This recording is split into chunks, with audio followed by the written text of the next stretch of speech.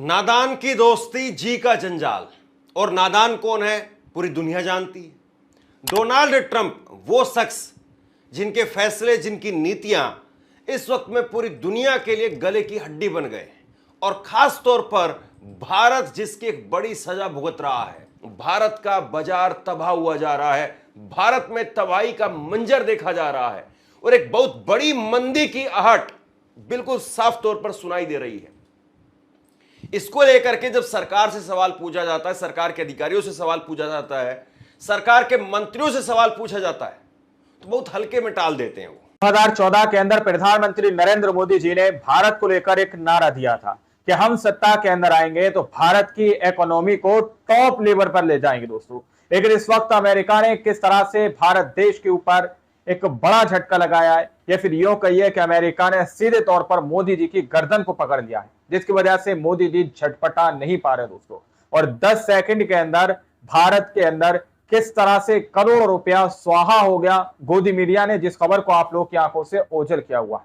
हमारे साथ वरिष्ठ पत्रकार मौजूद हैं धर्मेंद्र सिंह, आप उनकी इस रिपोर्ट को देखिए। नादान की दोस्ती जी का जंजाल। नादान और नादान कौन है पूरी दुनिया जानती है। डोनाल्ड ट्रंप वो शख्स जिनके फैसले, जिनकी नीतियां इस वक्त में पूरी दुनिया के लिए गले की हड्डी बन गए और खास तौर पर भारत जिसकी एक बड़ी सजा भुगत रहा है। और भारत में प्रधानमंत्री नरेंद्र मोदी वो डोनाल्ड ट्रंप के न केवल मुरीद थे बल्कि माय फ्रेंड के लिए वोट मांगने का काम किया। माय फ्रेंड के लिए ट्रंप सरकार।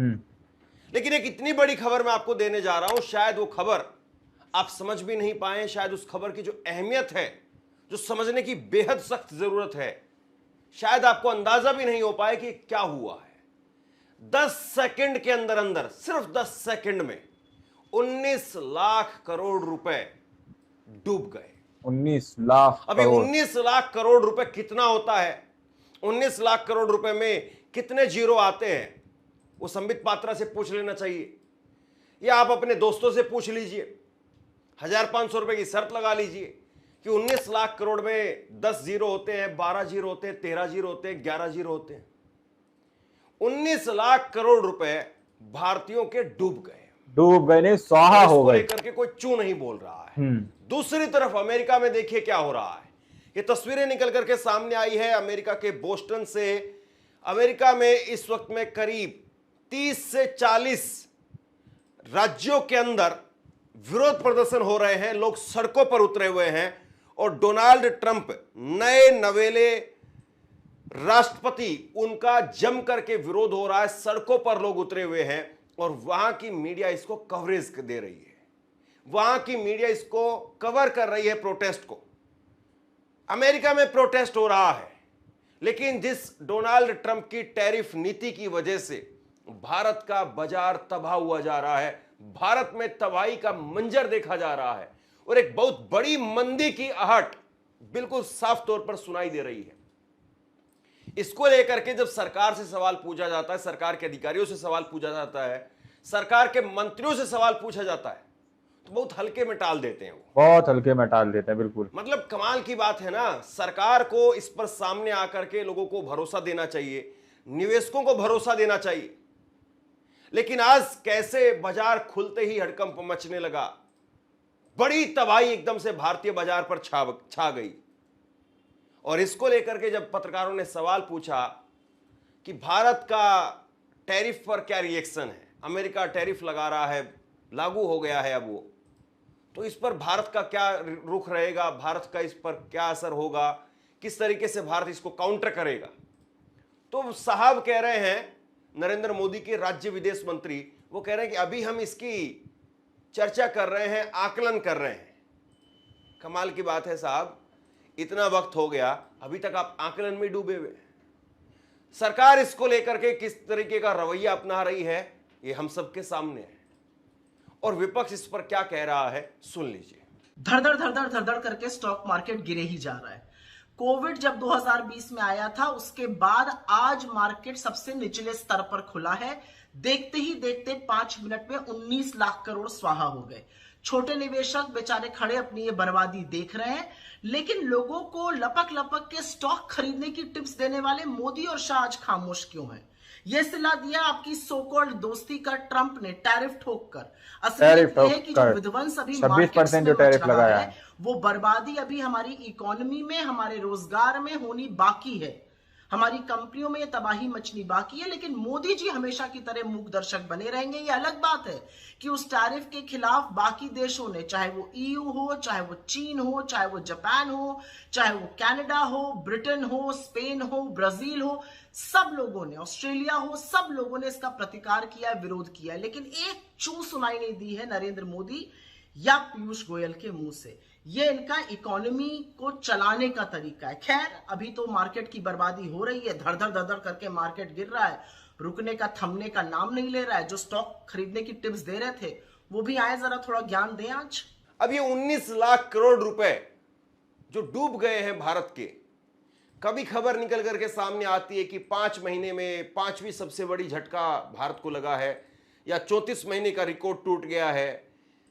अलग अलग हेडलाइन बनती है, और आप लोगों को, या हो सकता है कि देश में एक बड़े तबके को लगता हो कि भाई हम तो डेली के दिहाड़ीदार मजदूर आदमी हैं, अपना कुआं खोदते हैं, पानी निकालते हैं, पानी पीते हैं, हम ना शेयर मार्केट में पैसा लगाते हैं, शेयर मार्केट में क्या हो रहा है हमें कोई मतलब नहीं है। तो सुन लीजिए और समझ लीजिए, आज के वक्त में पूरी दुनिया एक गांव के बराबर है, पूरी दुनिया।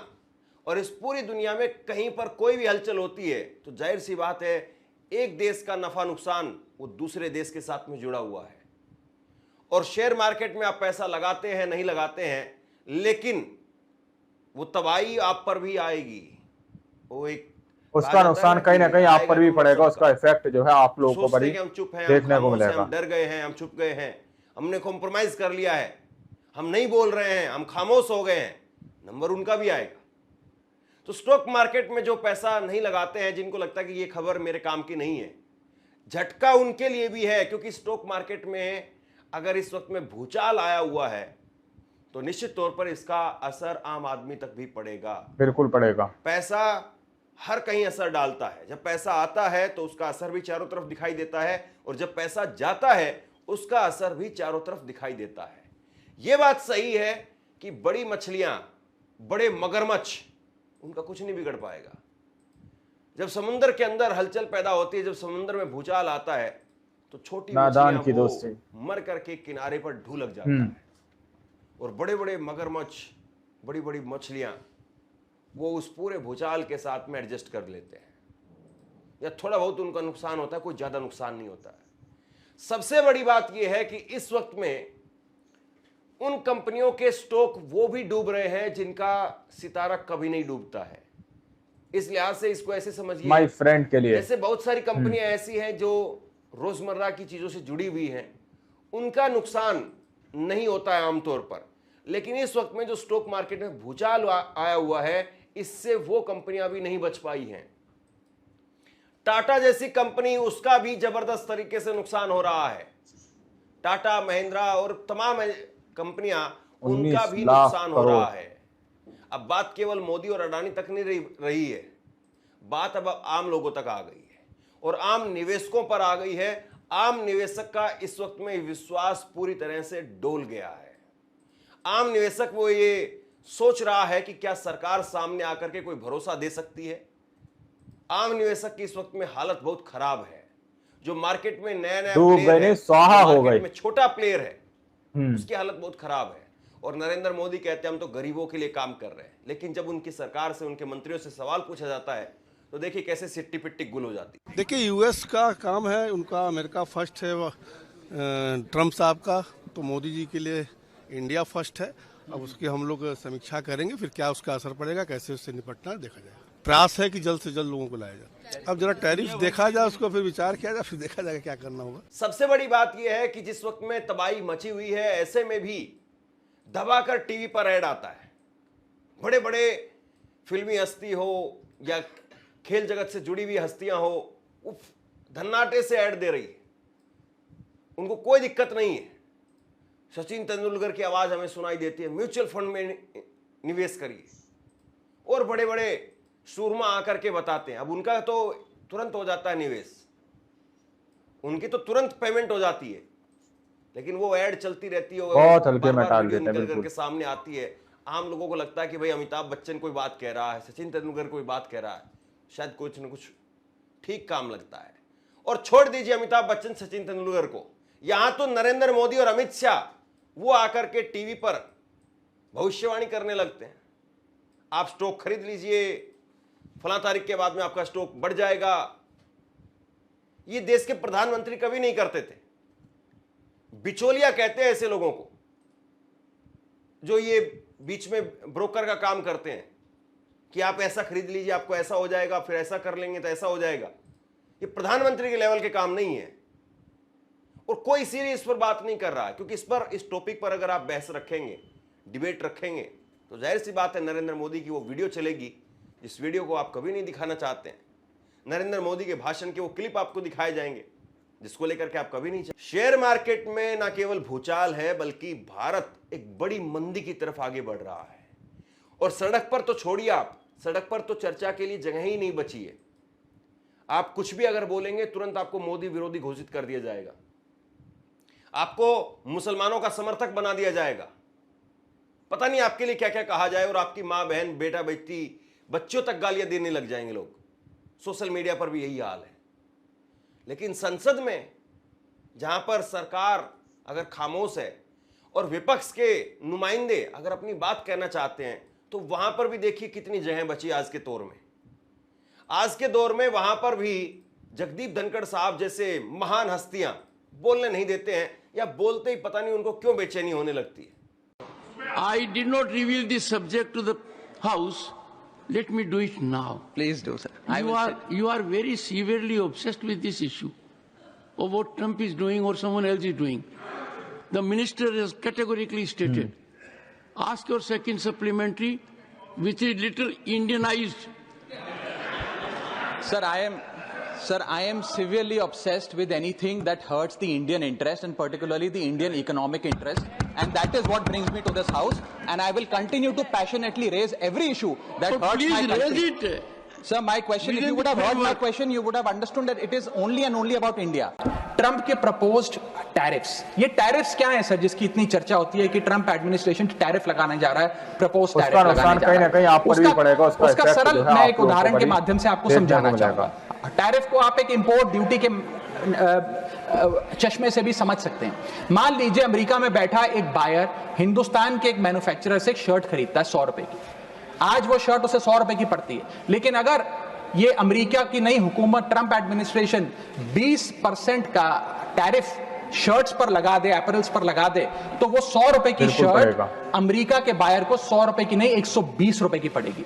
तो वो अमेरिका का बायर हिंदुस्तान से 120 रुपए की शर्ट खरीदने की बजाय 108 रुपए की, 105 रुपए की, 104 रुपए की वियतनाम, फिलीपींस और बांग्लादेश जैसे देशों से खरीदेगा। ये है टैरिफ का खेल जिसके चलते एक्सपोर्ट्स घटेंगे।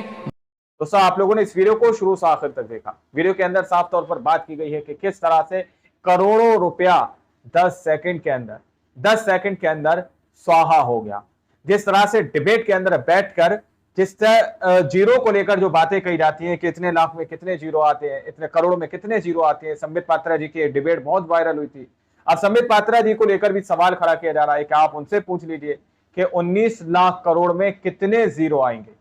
अमेरिका ने जिस तरह से इंडिया के ऊपर 26% टैरिफ लगा दिया है, उस पर अभी तक भारतीय जनता पार्टी की तरफ से, प्रधानमंत्री नरेंद्र मोदी जी की तरफ से किसी भी तरह की चू तक की आवाज सुनने को नहीं मिली है। जिस तरह से सुप्रिया श्रीनेत यहां पर कहते हुए नजर आ रही है, जिसके आधार पर यह दावा किया जा रहा है कि अमेरिका ने भारत को एक बड़ा झटका दिया।